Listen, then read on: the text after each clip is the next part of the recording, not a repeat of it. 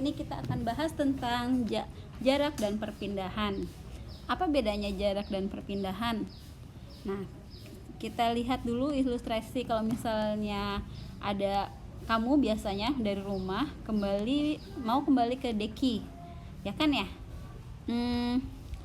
Apakah kamu biasanya langsung balik ke deki? Pasti enggak dong, kan biasanya kalian tuh mampir-mampir dulu. Mau mampir ke rumah saudara kah, mampir ke rumah nenek kamu kah, ya kan ya? Biasanya kamu suka begitu ya, mampir kemana lagi? Oh, makan, biasanya makan di restoran sama keluarga, ya kan? Soalnya katanya di deki nanti makannya cuma itu aja, jadi kalian makan dulu, terus belanja ke mall, ke supermarket gitu kan, baru deh terakhir kalian nyampe ke deki. Padahal bisa efektif ya kalau misalnya kalian dari rumah langsung ke deki.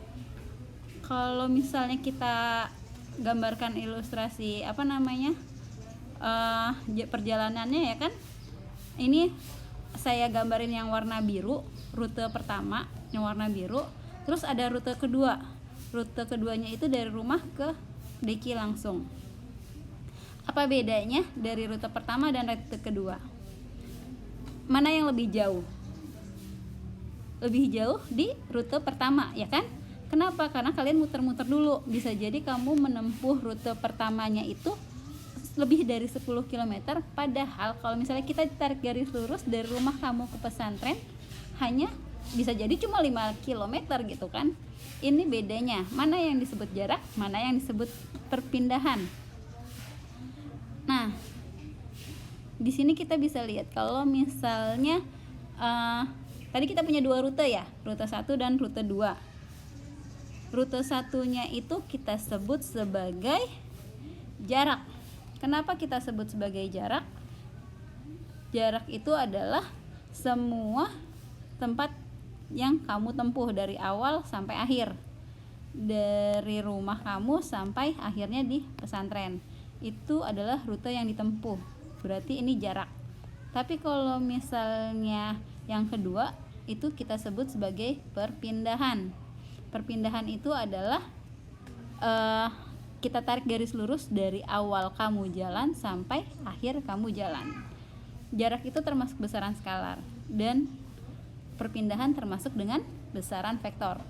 Besaran skalar artinya dia cuma punya nilai, yaitu misalnya jaraknya 10 km, jarak dari rumah kamu ke pesantren deki 10 km. Kenapa 10 km? Itu berarti kamu bisa jadi mampir-mampir kemana-mana. Padahal kalau kamu tarik garis lurus, perpindahan kamu dari rumah ke pesantren deki adalah besarnya 5 km. Kalau dari pesantren deki kamu balik lagi, bisa jadi kayak orang tua kamu setelah nganterin kamu langsung pulang. Berarti perpindahan yang dialami oleh orang tua kamu dari rumah ke deki, balik lagi ke rumah,